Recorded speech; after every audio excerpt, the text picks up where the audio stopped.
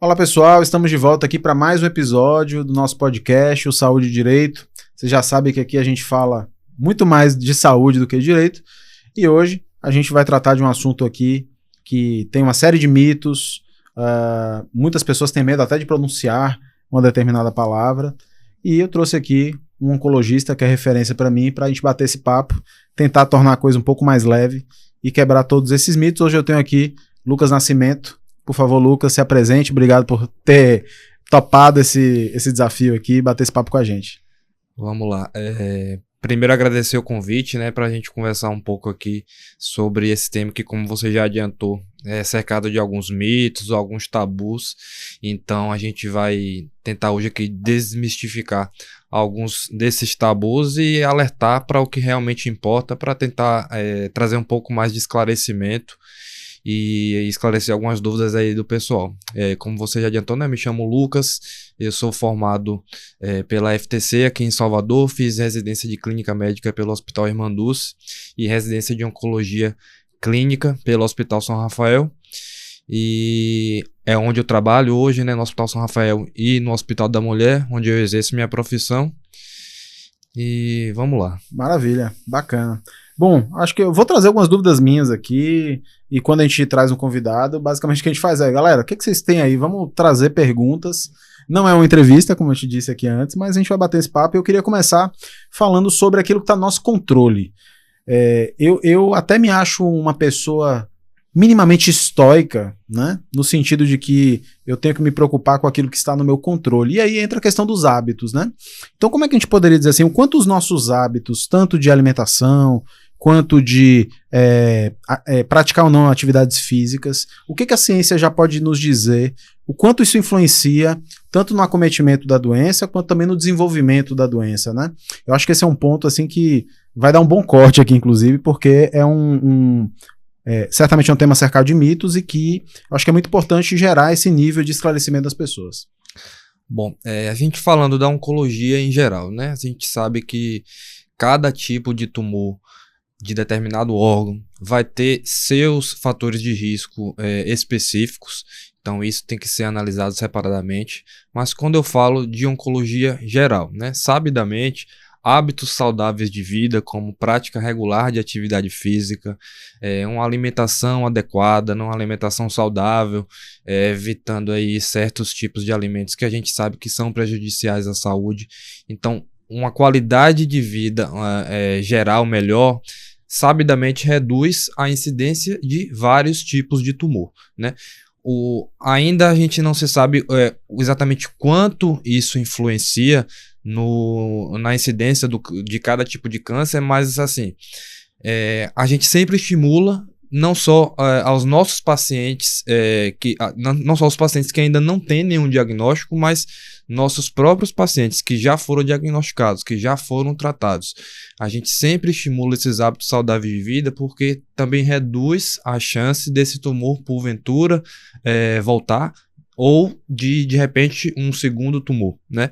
Mas o que eu acredito é que a gente, esse estímulo à prática de atividade física regular, esse estímulo a ter hábitos de vida mais saudáveis, a gente não deve estimular para o paciente pensar, eu vou ter esse estilo de vida para não ter câncer. Não é exatamente por aí.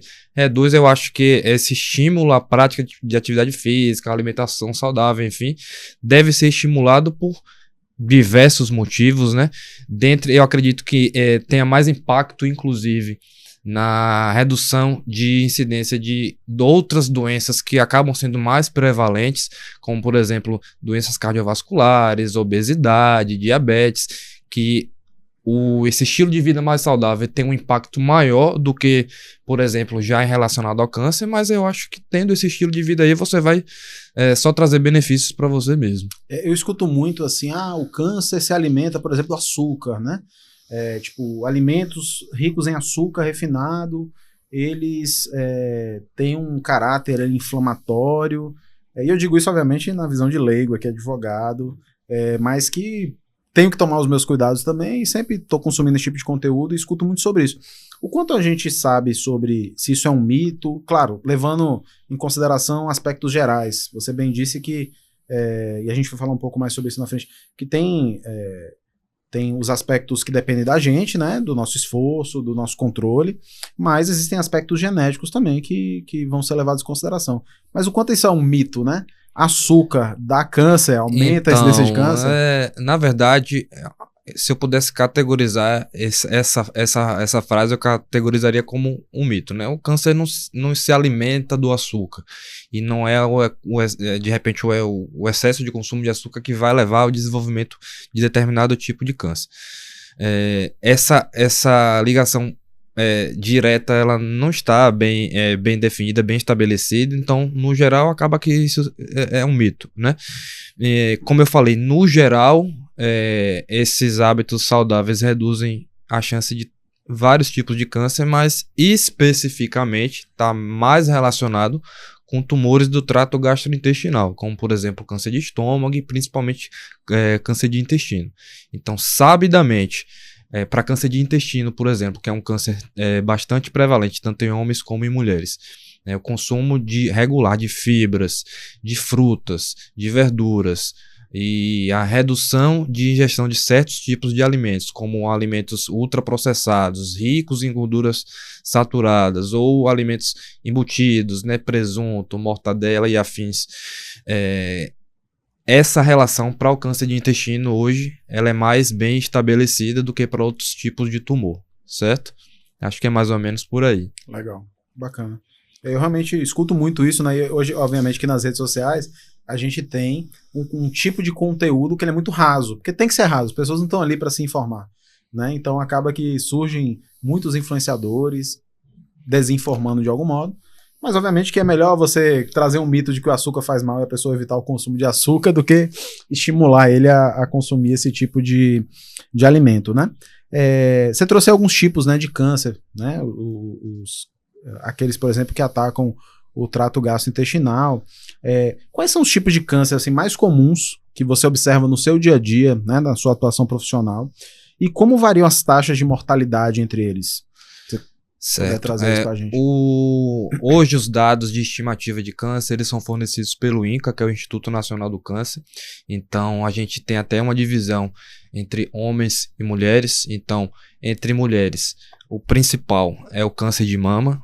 Dentre os homens é o câncer de próstata, e aí comum aos dois gêneros a gente tem câncer de pulmão, câncer de intestino e, voltando um pouco para as mulheres também, o câncer de colo de útero, que infelizmente ainda é um câncer bem prevalente aqui no Brasil, né, principalmente em países subdesenvolvidos.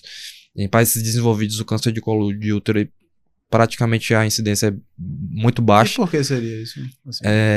O câncer de colo de útero, a gente está falando de um câncer prevenível, porque a grande maioria dos casos de câncer de colo de útero está relacionado com a infecção pelo HPV, que é um vírus sexualmente transmissível. Então hoje a gente tem, por exemplo, uma vacina disponível pelo SUS, que protege contra os principais subtipos oncogênicos, né, que seriam oncogênicos capazes de causar o câncer de colo de útero. Então a vacina disponível hoje no SUS, ela protege contra esses principais vírus e ela sabidamente reduz a incidência do tumor. Mas infelizmente a cobertura, né, na verdade está disponível, mas a cobertura ainda ela é insuficiente. Na verdade, assim, está disponível, mas a vacinação dessas e desses pacientes, porque está indicada não só para as mulheres como para os homens, os pacientes ainda não se vacinam, né? Não sei se por uma falta de informação ou se por medo, né? Surgiram aí nos últimos anos vários mitos sobre vacinas, então acaba que essa cobertura, infelizmente, ainda é insuficiente. Então, na verdade, é muito mais uma questão de política pública, de educação, de estímulo, né? Exatamente. A vacinação do que efetivamente a disponibilidade. Exatamente. Né? Disponível ela está, mas infelizmente a gente ainda não atingiu uma taxa de vacinação suficiente na população. Inclusive, para o SUS, recentemente, o Ministério da Saúde, na verdade, para tentar melhorar essa cobertura, reduziu o número de doses para uma dose única. Então, estudos comprovaram que uma dose única dessa vacina já é suficiente para reduzir de forma significativa a incidência desse tumor. Então, a cobertura hoje é para crianças e adolescentes de 9 a 14 anos, tanto homens quanto mulheres. A gente está falando especificamente de um problema de saúde pública, que é o câncer de colo de útero nas mulheres. Mas o HPV ele é responsável por outros tipos de tumores, vagina, canal anal, câncer de pênis no homem. E além disso, o homem, mesmo que ele não tenha o câncer de colo de útero, ele é um transmissor, vetor, né? Um vetor do vírus. Então, já que ele é transmitido de forma sexual, então vacinando os meninos, também você vai ter uma redução na taxa de transmissão e de incidência do tumor de colo de útero. Eu não sabia, eu achei que era só a mulher que tinha que se vacinar. Os homens também têm que ser vacinados. Então isso é importante a gente frisar, né? Bacana. E em relação hoje, assim, obviamente toda vez que a gente escuta, né, olha, alguém está com câncer, foi diagnosticado, né, a primeira coisa que nos vem à mente, pelo menos a minha, de muitas pessoas que eu converso, é, olha, tá em risco iminente de morte, a chance de morrer é muito grande. O quanto a medicina evoluiu em relação à redução da taxa de mortalidade nesses cânceres que você falou agora, né, que você relatou que são os mais comuns. Então, para a gente tentar reduzir cada vez mais a incidência e, se não conseguir reduzir a incidência, reduzir as taxas de mortalidade dos tumores em gerais, a gente primeiro fala em prevenção primária. O que é prevenção primária? Reduzir os fatores de risco para desenvolvimento de determinado tipo de câncer. Então, como eu acabei de falar, né, o HPV é intimamente relacionado com câncer de colo de útero. Então, a vacinação, né, que você tirar esse fator de risco, a gente chama de prevenção primária. Outro exemplo, câncer de pulmão, intimamente relacionado com tabagismo. Então, políticas que façam com que o paciente cesse o tabagismo. Então, isso também a gente está falando de prevenção primária. E depois disso a gente fala de prevenção secundária. O que é prevenção secundária? O diagnóstico precoce do tumor já estabelecido. Então, trazendo um pouco do paralelo em relação ao câncer de colo de útero. A prevenção secundária já seria o diagnóstico precoce, que é feito pelo preventivo, que também é indicado para mulheres que já tenham iniciado sua vida sexual a partir dos 25 anos. E o preventivo, que é o exame conhecido popularmente aí como Papa Nicolau, ele é um exame que você detecta não só o câncer em estágios precoces, como lesões pré-neoplásicas. Então, é uma alteração ali que o HPV já ocasionou, que ainda não é um câncer, mas que pode virar. Então, você diagnosticando e tratando precocemente essa lesão, a gente está falando em reduzir também a incidência. E outro exemplo, mamografias. Mamografias anuais a partir de 40 anos, que geralmente é o indicado aí pelas sociedades. A gente está falando em um diagnóstico precoce do câncer de mama. Então, isso é prevenção secundária. É importante a gente frisar também que esses exames de rastreio são super importantes. E o fato de você realizar esses exames, por exemplo, uma mamografia anual, ele não vai impedir você de desenvolver o tumor. Porque muitas pacientes elas falam, poxa, mas eu fazia a mamografia todo ano. Por que eu tive esse tumor? Justamente o intuito não é prevenir o tumor, é o diagnóstico precoce. Então, na oncologia em geral, o que a gente sempre busca é o diagnóstico precoce. Quanto mais inicial a gente diagnostica esse tumor, maiores são as chances de cura, certo? E aí a gente tem vários estágios de doença, e o que a gente nunca quer é diagnosticar a doença no estágio avançado. Num estágio, por exemplo, com metástases, né? Que são implantes da doença, que saíram ali do local de origem e se implantaram em outros órgãos. Então, nesse estágio de doença metastática, com poucas exceções na oncologia, a gente geralmente, no estágio de doença metastática, já está falando de uma doença, infelizmente, incurável. Uma doença que vai ser passiva de controle de vários tratamentos, como a oncologia vem avançando bastante aí com novas medicações, enfim. Mas, infelizmente, na maioria dos casos de doença metastática, a gente vai estar falando de uma doença passível de controle, de redução de sintomas, de qualidade de vida, mas infelizmente de uma doença incurável. Eu não sei se você conhece, e aí talvez eu traga o nome dela até errado aqui. É uma jovem lá do sul que ela tem um diagnóstico que ela tinha, sei lá, 3 meses de vida, e aí ela, acho que é Isabela o nome dela, não sei se você conhece. Ela deve ter uns 5 milhões de seguidores aí. E ela começou a documentar a vida dela, né? Essa jornada dela entre estar vivendo com um tratamento paliativo e tal. E assim, obviamente que é bem emocionante ver isso, né? A pessoa lidar com esse momento em que ela tem uma certeza que todos temos, mas que no caso dela é uma certeza mais breve, que seria a morte, e poder compartilhar o quanto ela está bem resolvida em relação a isso, né? O quanto que a família meio que tem cada dia dela novo ali como um presente. E aí, assim, e aí já trazendo pro lado do médico, né? Lucas médico aqui. Como que é conviver, né?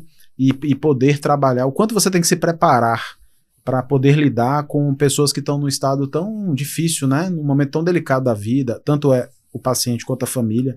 Eu imagino que para o médico também, obviamente, lhe conhecendo, sei que você é uma pessoa muito humana, como deve ser também pesado, né? Poder lidar com isso. Então, assim, acho que é interessante até falar um pouco disso aqui. Como é que hoje você, de algum modo, se prepara para esse dia a dia, que não é diferente, por exemplo, de alguém que lida com coisas mais leves, né? É um trabalho muito importante, mas que ao mesmo tempo deve ter um desafio psicológico muito grande também, né? Sim, com certeza. É uma área que a gente, infelizmente, acaba lidando com em muitas situações, como você comentou aí, com casos de pacientes incuráveis, pacientes em fim de vida. Então, acho que a gente, como médico, não só como médico, né? A gente se baseia muito no tratamento de todos os pacientes, mas no paciente oncológico, eu acredito que isso é bem importante, com uma equipe multidisciplinar. Então a gente, não só o médico, tem o enfermeiro, tem a psicologia que precisa estar bastante presente no caso, serviço social, enfim. Existem formas técnicas de se preparar para isso, né? Então eu tenho como me preparar tecnicamente para cuidar dos sintomas do paciente, melhorar a qualidade de vida dele, formas técnicas de abordar essa situação de más notícias que não são fáceis, né? Não é fácil para o médico dar certas notícias e muito menos para o paciente, para os familiares receberem. Então existem formas técnicas de se fazer e de deixar esse processo de repente um pouco menos complicado, mas a gente busca sempre também a abordagem de cuidados paliativos, né? Hoje, cuidados paliativos são uma especialidade que vem em crescimento não só no Brasil como no mundo, mas que, assim, os profissionais de saúde costumam falar, ainda está engateando aqui no Brasil, né? Infelizmente, é uma especialidade que deveria estar mais presente, mas que a gente vai aos poucos galgando, né? Existe essa especialidade, mas nós oncologistas, não só oncologistas, né, outras especialidades que lidam com pacientes com doenças ameaçadoras de vida, a gente tem que ter um pouco dessa formação também. Acho que é basicamente isso. Legal, bacana. Você falou, né, dos tipos, né, as taxas, os possíveis formas de se prevenir, né, que seria basicamente tá sempre investigando, tá sempre se expondo a diagnóstico. Obviamente que a taxa de mortalidade vai variar muito do estágio da doença, né? Mas só pra gente ter uma noção, é uma curiosidade minha, assim, né? Eu imagino que a taxa de sobrevivência deve ser maior do que a taxa de mortalidade, né? Mas mais ou menos de quanto a gente estaria falando? Claro que eu sei que talvez seja um dado muito difícil e talvez seja um chute, né? Mas assim, vocês lidam muito mais com o sucesso do tratamento ou com o insucesso do tratamento, na sua percepção? É uma pergunta difícil, né? Na verdade, isso depende de cada tipo de tumor e não só de cada tumor especificamente falando. Por exemplo, câncer de mama, câncer de pulmão. Após esse diagnóstico, a gente tem que ver qual é o tipo de câncer de pulmão. A gente tem que ver qual é o tipo de câncer de mama. Porque até dentre essas categorias, as taxas de agressividade do tumor, de resposta ao tratamento e, consequentemente, de sobrevida variam demais. Então, eu vou ficar te devendo essa informação mais precisa. Não, claro. Mas, assim, além do estágio de diagnóstico, que varia muito, então, como eu falei, né, quanto mais inicial o diagnóstico, maiores as chances de cura. E, infelizmente, quanto mais esse tumor a gente diagnostica mais tardiamente, menores as chances de cura. E depende também de cada tipo de tumor, né? Então, o câncer de pulmão hoje em dia a gente está falando, não é de uma doença, a gente está falando de várias doenças. Cada tipo ele tem seu prognóstico específico. Entendi. Câncer de mama é o mesmo. As pessoas costumam falar assim, o câncer o local onde ele se instalou, ele se desenvolveu, mas existem, portanto, então, formas muito diferentes de... Sim, claro que a gente tem certos tipos de tumor, por exemplo, vamos lá, se eu puder falar, um câncer de pâncreas. O câncer de pâncreas hoje é um tumor bastante agressivo, que mesmo em estágios iniciais a gente tem taxas relativamente até altas de retorno da doença depois de um tratamento supostamente curativo, e infelizmente é um tipo de tumor que a oncologia ela vem avançando bastante, então as atualizações de medicação, de tratamento, elas são constantes, muito rápidas, mas infelizmente hoje, por exemplo, o câncer de pâncreas não conseguiu evoluir tão bem, né, o tratamento dele, como em outros tumores, né? Câncer de mama, câncer de pulmão, são tumores que os tratamentos eles vêm evoluindo bastante aí com novas medicações, novas classes de medicações. Então, os avanços eles não param não. Isso é bom para a população e para a gente também, né? Em relação até falando sobre medicação, né? O quanto a população em geral tem acesso a medicamentos você falou que hoje trabalha tanto na rede particular como na rede pública também, né? Exatamente. O quanto que hoje o público ele tem acesso a medicamentos modernos, medicamentos eficientes, né? Esse é um ponto bastante importante, né? As diferenças de acesso são imensas, né? Então, todas essas medicações que vêm sendo descobertas, sua eficácia vem sendo comprovada nos últimos anos aí, que a gente no serviço privado tem um acesso mais fácil, mais breve. Infelizmente no SUS a gente ainda está devendo em relação a isso, né? O acesso hoje ele está bastante difícil. Aos poucos essas novas medicações, melhores tratamentos, a gente vem tentando implementar, né, o acesso a esses pacientes do SUS, mas hoje, infelizmente, a disparidade de acesso e de tratamento ela é bastante grande. Entendi. A gente, inclusive, mesmo na rede privada, obviamente que a gente está falando de quem tem plano de saúde, aí é o nosso dia a dia lá do escritório, né?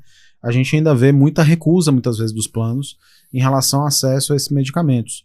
E aí, por N motivos, seja pelo alto custo, seja porque, eventualmente, ainda é um tratamento off-label, né? Que seria aquele tratamento que não está na bula, mas que existe estudo científico apontando eficácia para, enfim, outro tipo de tratamento que não é aquele que está na bula. Mas o fato é que, assim, felizmente a justiça hoje, ela vem olhando com bastante carinho, né, com bastante atenção para esse tipo de situação.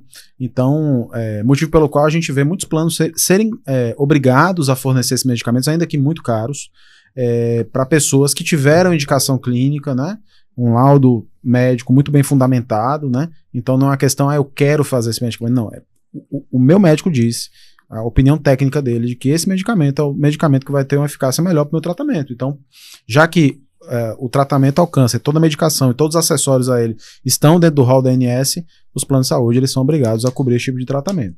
Claro que volta e meia surgem medicamentos aí ainda muito recentes, de custos absurdos. Quando eu digo absurdo, assim, dezenas de milhares de reais, mas essa não é a realidade do dia a dia. Esses casos são bem esporádicos. Esse tipo de medicamento tem uma condenação no X. Então, é importante para quem está nos vendo aqui saber que, diante de algum tipo de recusa, é muito importante buscar um advogado especialista para entender, de fato, se existe um caminho para viabilizar um tratamento eficaz. Porque esse que é o grande lance aqui. É um debate talvez até ético, né? Entender o quanto, o que está na frente aí, se é o interesse econômico do plano, o equilíbrio contratual, ou se é a necessidade de manutenção da vida, né? Bacana. É importante você falar isso. Então, realmente, todas essas novas classes de medicações que vêm surgindo aí nos últimos anos são medicações, em sua maioria, com custo alto, né? Porque o que acontece? Para uma medicação, hoje ela ser bem utilizada, a sua eficácia comprovada, uma medicação bem estabelecida, são feitos estudos. E esses estudos, eles são feitos pelas indústrias farmacêuticas, né, pelos laboratórios, e são estudos de várias fases. Então tem um estudo ali de fase 1, tem um estudo de fase 2 e finalmente tem um estudo de fase 3, que é o estudo que compara essa nova medicação com o tratamento, digamos assim, padrão hoje, para ver se essa medicação ela tem uma eficácia maior, digamos assim. Sim. Então todas essas fases de estudo, principalmente o estudo de fase 3, são estudos que são feitos a nível mundial, então acaba tendo um custo, né? E esse custo infelizmente vai acabando no preço da medicação. E aí, quando uma medicação ela é comprovada, sua eficácia em determinado estudo, e falando aqui do Brasil, né? Primeiro, essa medicação, para ela ser utilizada, ela pode até já ser utilizada aqui no Brasil para outro cenário, mas digamos nesse cenário hipotético, que a eficácia ela foi comprovada. Então, primeiro a Anvisa aprova o uso da medicação no Brasil para esse cenário. Só que a Anvisa aprovando ainda não significa que os planos têm que cobrir, né? Então, como você falou, aí depois da Anvisa aprovando, a ANS tem que atualizar o rol, e isso não é feito tão rapidamente, demora essa atualização, e aí sim, teoricamente, o plano de saúde ele tem que cobrir a medicação. Então, no geral, como você falou, no geral, os planos, quando a medicação é aprovada, está no rol, não tem problema em utilizar em termos de liberação, não. Mas claro, aí quando é uma medicação que está surgindo ou ainda não está no rol, geralmente tem esses entraves, né? Exatamente. Bacana, bacana. Me veio alguma coisa na mente aqui quando você falava, e no mesmo momento acabou fugindo na minha mente aqui. Mas a gente falou, né, dos cânceres que acometem as mulheres, e acho que é interessante a gente falar também, por exemplo, do câncer de próstata, que é algo que exige a atenção de todo homem, né? Sobretudo quando vai chegando nos 40. Fala um pouquinho pra gente aqui, Lucas, quais são os cuidados que o homem a partir, não sei, de 40, 45 anos tem que começar a tomar, quais são os mitos que existem hoje, né, sobre isso, e o quanto você observa na prática, no dia a dia, que muitas vezes os homens, por força do seu tabu, acabam não buscando o diagnóstico, não buscando identificar, e quais são os marcadores que, eventualmente, através de outros exames de sangue, enfim, a gente já começa a pensar que, poxa, eu preciso avançar aqui no sinal para buscar ajuda médica. Certo. É importante, o câncer de próstata, como eu falei, é o câncer mais prevalente hoje entre os homens, né? O câncer com maior incidência, mas felizmente é um tumor que na grande maioria das vezes não tem uma evolução agressiva, tem uma evolução que a gente chama de indolente, né? Uma evolução lenta. Muitas vezes o paciente com câncer de próstata não vai morrer do câncer, ele vai morrer de outros problemas de saúde. Então, hoje o que a gente tem para rastreio de câncer de próstata é o toque retal, né? Que você pode detectar ali geralmente quem faz esse tipo de exame é o urologista. A partir de quantos anos tem que... Bom, na verdade, esse rastreio do câncer de próstata, hoje ele ainda é controverso. Por qual motivo? Como eu falei, a gente tem o toque retal, que é para detectar ali, de repente, algum nódulo na próstata, ou o PSA. O PSA é um marcador tumoral que a gente chama, que ele é produzido pelas células da próstata. Mas não é produzido somente em caso de câncer. Tem outras afecções da próstata, enfim, infecções, o aumento benigno na próstata vão aumentar o PSA também.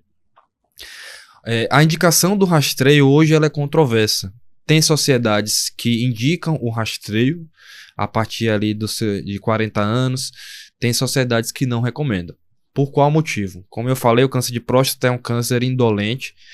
E talvez esse rastreio pré-determinado ele vá fazer com que o paciente seja submetido a procedimentos que não seriam necessários, biópsia, e aí vem complicações, de repente uma infecção, ou um diagnóstico de um tumor que muitas vezes ele não traria nenhum mal. Entendi. Então, tem sociedades hoje que advogam esse rastreio aí a partir dos 50 anos. Tem sociedades quando eu falo são sociedades médicas, sim, né? Existe sociedade de oncologia, sociedade de urologia, mas no que eu acho que o consenso maior, digamos assim, é de que esse rastreio deve ser individualizado.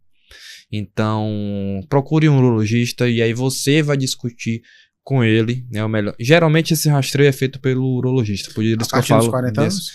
Ou você acha a partir dos 50 anos, mas se você for da raça negra, que está mais relacionada com incidência de câncer de próstata ou uma história familiar positiva de algum parente seu com histórico de câncer de próstata, principalmente, então talvez sair da urologista precise ser mais precoce ali por volta dos 45 anos, pelo menos. E aí você discutindo individualmente cada caso, né, com o urologista, vão definir em relação a esse rastreio ou não. Acho que isso é importante. Bacana, bacana. Eu acho que foi bem esclarecedor. E o quanto, claro que aqui a gente está falando de, em tese, um câncer mais leve, mas o quanto a ignorância assim, do ser humano, do homem, machista eventualmente, afeta, por exemplo, casos que poderiam ter sido contornados mais cedo. No dia a dia você observa isso, né? Pessoas que não quiseram buscar ajuda porque não queriam fazer justamente esse exame individualizado.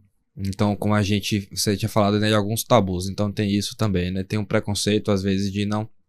Até pacientes que estão com alguma sintomatologia, né? Em relação ali à parte urinária, alteração no jato, algum tipo de sangramento. Então, esse paciente, com certeza, ele deve procurar um profissional. Às vezes, o que a gente percebe é um preconceito de não ir, então acaba indo mais tardiamente, ou até quando existe esse diagnóstico, né? Muitas vezes, o câncer de próstata, em alguns casos, né?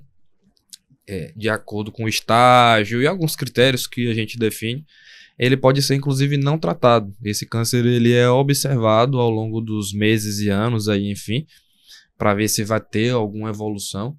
E algumas vezes não é preciso fazer nada. O câncer fica ali. Seria um câncer, então, em tese, que ele não tem um histórico, um quadro, por exemplo, de metástase. Assim, exato. Né? Por isso que não precisaria. E a gente tem muito paciente com câncer de próstata com metástase, sim, mas assim, dentre o número de casos diagnosticados, não posso dizer baixo. Que isso é a menor parte, mas são critérios que a gente usa, né? Em critérios mais específicos, mas claro que em pacientes com sintomas e em pacientes diagnosticados, tem que estar acompanhando de perto. Muitas vezes algumas vezes, não diria muitas, né? Algumas vezes o que a gente acontece é ver pacientes, não só de homens e mulheres, isso também acontece.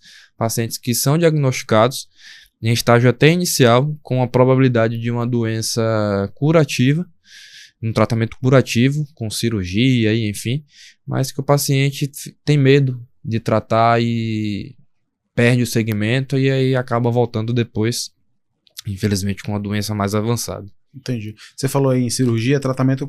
Quais seriam os tratamentos mais corriqueiros de modo geral, né? Então, o paciente foi ali diagnosticado com câncer, e aí depende de qual seria aqui, mas normalmente qual seria o passo a passo para a busca da cura, vamos dizer assim. Se é que dá pra gente definir um padrão, né? Claro, boa pergunta. Claro que o que eu falo aqui, na verdade, é um geralzão, claro, né? Claro. Mas, como eu falei, cada tipo de tumor vai ser tratado de uma forma diferente, de acordo com o tipo, de acordo com o estágio, características que o oncologista e outros profissionais que estão envolvidos ali no tratamento do paciente oncológico vão definir. Mas, no geral, acredito que a maioria dos tumores, quando diagnosticado em estágio inicial, ele deve ser operado. É a cirurgia que responde pela maior taxa de sucesso desse tratamento.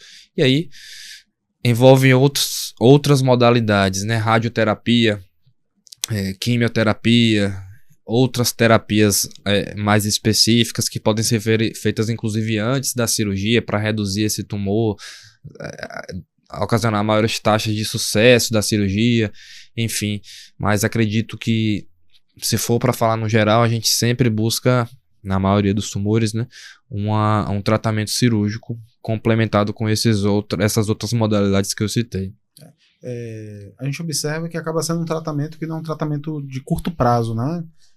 Por que demora tanto? E, por exemplo, já que existe a possibilidade da cirurgia, né? Então, em alguns casos vocês vão analisar individualmente, entender que você precisa ali, de repente, diminuir, atacar melhor aquele tumor para poder ter sucesso na cirurgia. Em média hoje, quanto tempo levaria um tratamento normal, vamos colocar assim, de um paciente mediano, né?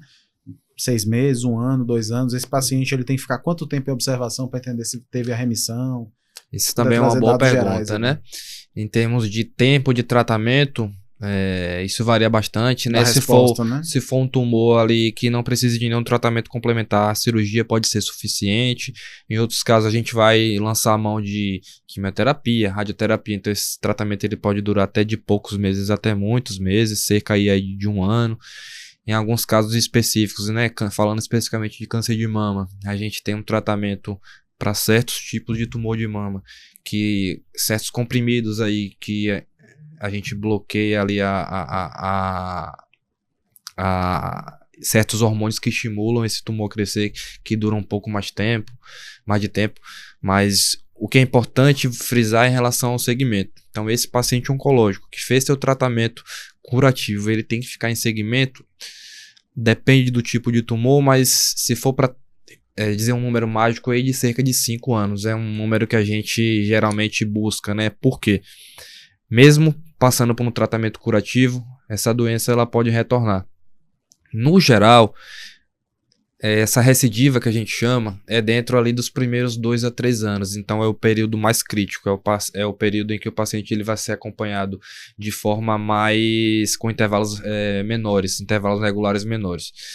E depois de 5 anos, geralmente a taxa de recidiva ela diminui bastante. Então, quando é para retornar, geralmente retorna ali nos primeiros 5 anos. Então, esse período o paciente tem que ficar em segmento. Especificamente para câncer de mama, essas recidivas elas podem ser mais tardias, em alguns casos de 7, 8 até 10 anos. Mas isso é uma exceção. No geral, se for para falar, a gente fala aí de um segmento de 5 anos. Bacana. A gente falou, né, bastante aqui do que eu posso fazer, o que depende de mim, hábitos tanto alimentares quanto hábitos de rotina de exercício físico, enfim. E como é que a gente poderia, assim, o quanto a genética, ela, claro que eu sei que vão ter vários fatores, mas o quanto a genética interfere no acometimento da doença? Essa é uma pergunta importante, né? Inclusive, a gente vive isso na rotina do dia a dia. Os pacientes ficam preocupados, perguntam, é genético? Meus filhos, meus irmãos, enfim, têm maior chance de alguma coisa, né? Principalmente preocupação aí com os filhos. Isso é importante a gente dizer. A maioria dos cânceres, a grande maioria, diga-se de passagem, cerca aí de 80%, 90%, acontecem por outros motivos, seja pelos fatores de risco relacionados, seja por fatores ambientais. Apenas 10%, mais ou menos, dos tumores, eles são genéticos. Quando eu digo genético, o que é que eu quero dizer com isso? Que a alteração que levou a esse tumor, por exemplo, uma mutação, né, ela está presente no gene do paciente desde o dia em que ele nasceu, certo? Não necessariamente o pai e a mãe tiveram o câncer. Não necessariamente, mas existem alguns critérios para a gente investigar se determinado tipo de câncer ele é genético. Não são todos os pacientes oncológicos que precisam fazer esse teste.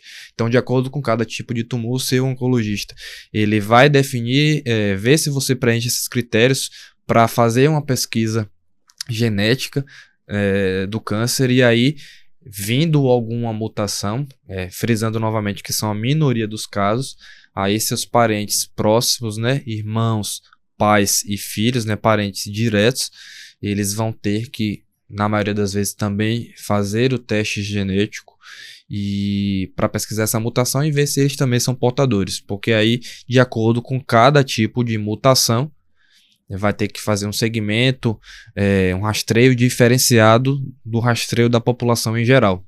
Para a gente, já que o risco desse paciente com certa mutação desenvolver determinado tipo de tumor, ele é maior do que o da população em geral. Então merece um olhar melhor. Aí quando a gente está falando desse olhar melhor, a gente está falando que ele vai ter que estar, ele vai estar buscando, enfim, fazer os exames necessários com maior frequência, ou existe algo que eu possa fazer para evitar o acometimento da doença? Certo. Ou já é possível fazer isso? Tipo, fazer uma prevenção aqui, já que eu sei que eu tenho uma chance grande. Com certeza, né? De acordo com cada tipo de mutação, claro, a gente vai olhar qual é o tipo de tumor que aquela mutação dá maior chance, dá maior risco. Então, ou esse paciente ele vai fazer exames e procedimentos que a população em geral não faz, ou ele vai fazer exames que a população em geral já faz, só que com uma rotina maior. Exatamente. Então, por exemplo, câncer de mama, foi anos atrás aí Angelina Jolie deu muita visibilidade à mutação de BRCA, que é um gene intimamente relacionado não só com câncer de mama, como por exemplo câncer de ovário. Então, algumas pacientes com câncer de mama têm essa mutação.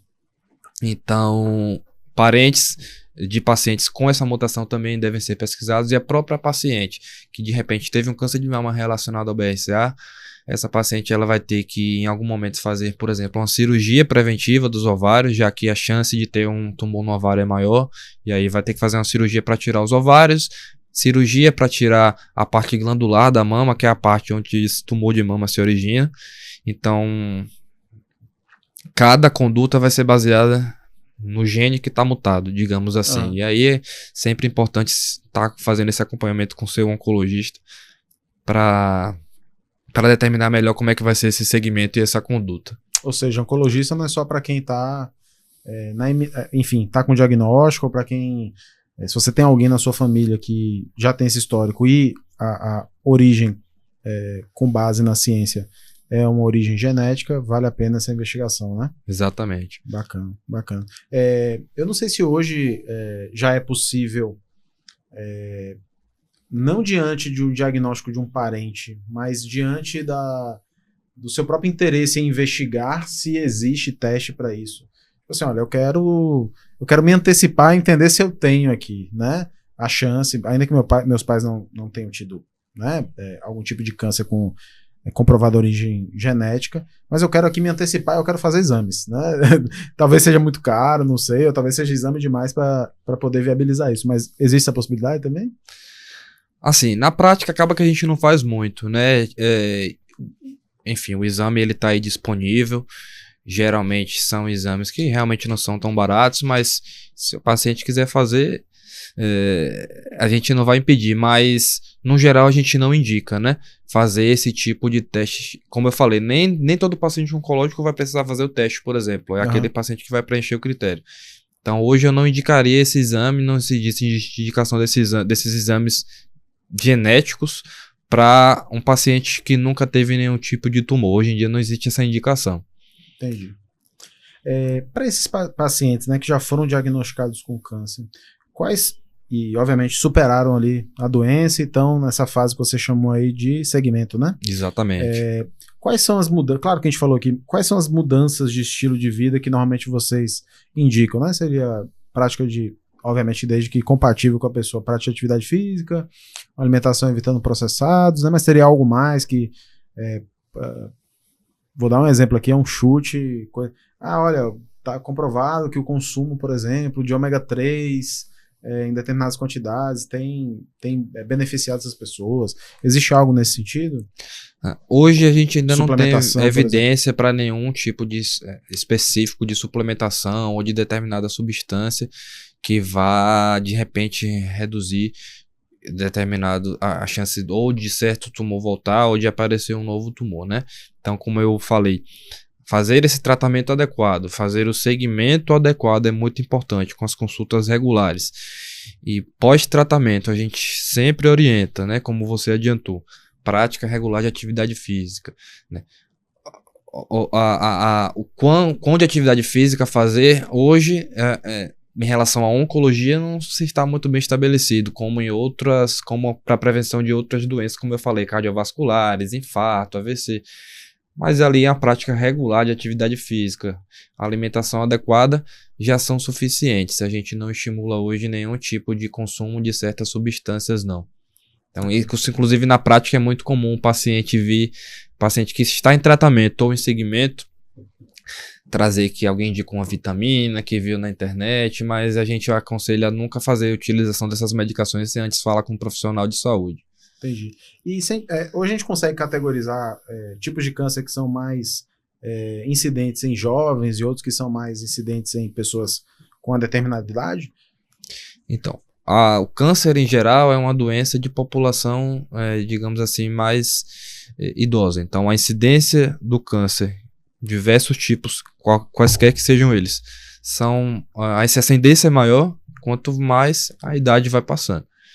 Mas, claro que existem certos tipos de câncer que podem dar em pacientes mais jovens, seja alguns tipos de tumor de ovário em mulher, alguns tipos de tumor em testículo em homem, alguns tipos de tumor ósseo também são mais comuns na infância e na adolescência. Eu diria que esses são os principais. Algumas neoplasias hematológicas, né? Leucemia, então podem acometer aí crianças e adolescentes. Tirando essas exceções, no geral são doenças que acontecem em pessoas de maior idade. E em relação à taxa de mortalidade, isso influencia? Se é um jovem, se é um... Claro que o idoso ele tem eventualmente ele tem outras patologias, enfim, mas isso influencia na taxa de mortalidade? Essa é uma boa pergunta, né? Então, alguns tipos de tumores, como eu falei, né? Certos tipos de tumor de testículo em homens, certos tipos de tumor de ovário em mulheres, que podem acontecer em pacientes mais jovens, a depender do tipo do tumor, são tumores com uma taxa maior de cura, de sucesso de tratamento. Mas esses tumores, os outros tumores gerais, né, que são mais comuns em pacientes de maioridade, quando eles acontecem em pacientes mais jovens, eles tendem a ser tumores mais agressivos, infelizmente. Então, daí a necessidade da gente tentar diagnosticar o câncer nesses pacientes mais jovens de forma ainda mais precoce. Bacana. Lucas, para a gente encerrar aqui, né? Você que está aí na iniciativa privada, na iniciativa pública, o que você enxerga hoje, assim, que as políticas públicas, elas... o que poderia ser melhor? Você falou um pouco aqui da educação, com relação à vacinação e tal, mas o que poderia melhorar em termos de prevenção e também em termos de combate efetivo, né, à doença? Certo. Como eu falei, os tratamentos hoje eles são bastante, em alguns casos, discrepantes em relação ao serviço privado, mas eu acho que com o que a gente tem no SUS hoje, o SUS ele fornece bastante coisa legal. Eu acho que hoje o que a gente precisa frisar e correr atrás é do acesso à população a esses tipos de exames e procedimentos, enfim, que o SUS disponibiliza. Então, eu comentei aqui já sobre a vacinação para o HPV. Então, é uma vacina que está disponível pelo SUS, de graça. Então, não tem porquê essa cobertura vacinal ela não ser adequada. Então, conscientizar os pais, principalmente, que é quem levam essas crianças e adolescentes aí para vacinação, conscientizar sobre em relação a fazer esses exames também que o SUS disponibiliza, os exames preventivos, o Papa Nicolau, a mamografia, colonoscopia, né? A gente acabou não comentando, mas a colonoscopia hoje ela é indicada para pacientes aí a partir de 45 anos, pelo menos um exame. A colonoscopia é um exame que reduz a taxa de mortalidade do câncer intestinal. Então, primeiramente, dar acesso a esses pacientes, a esses exames preventivos. E outra coisa bastante importante, que infelizmente acaba acontecendo, é o paciente demorar de investigar, de ter acesso a exames de investigação quando existe uma suspeita de um tumor e após o diagnóstico o acesso desse paciente a um local para tratamento. Infelizmente hoje os pacientes do SUS acabam chegando para a gente num estágio que não é o ideal, que daria para chegar mais precocemente. Então eu acho que expandir o acesso à saúde a esses pacientes, não melhorar a saúde pública como geral, acredito que a gente dá para correr atrás disso aí. Bacana. Então, obviamente que a educação, né, é um ponto muito importante aqui, e aí vem, obviamente, de uma política pública de investir em publicidade, campanhas, enfim. Esclarecimento da população, né? Exato.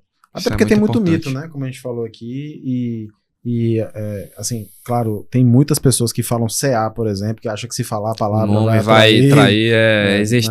Tem gente que tem uma suspeita. Isso é comum acontecer. Paciente que viu um nódulo aí crescer e não procurou porque estava com receio, porque estava com medo de descobrir alguma coisa, mas é justamente o contrário, né? A gente tem que investigar para fazer esse diagnóstico precoce. Até porque não ter o diagnóstico não quer dizer que ele não Exatamente. Não existe, né? Então, conscientizar a população em relação a isso é muito comum. Um paciente que demora ele próprio de investigar alguma coisa de diferente que sentiu ali no corpo, que notou, por medo do diagnóstico, entendeu? Então, desmistificar isso daí, acho que informar a população é algo que a gente tem que correr atrás também. Pô, bacana. Bom, Lucas, eu agradeço demais a sua presença, tá? Acho que a gente, sinceramente, vamos tirar vários cortes legais aqui, porque tem muita coisa bacana. Se você quiser, né, deixar alguma mensagem aqui para quem nos segue, enquanto oncologista, se você pudesse dar uma dica para a população em geral, quais tipos de conduta essa pessoa deve ter para tanto evitar a doença, mas também enfrentá-la, né? Como você bem pontuou, não adianta só desconfiar e achar que se não tiver o diagnóstico ela vai sumir sozinha, mas deixar sua mensagem final aqui para o nosso público.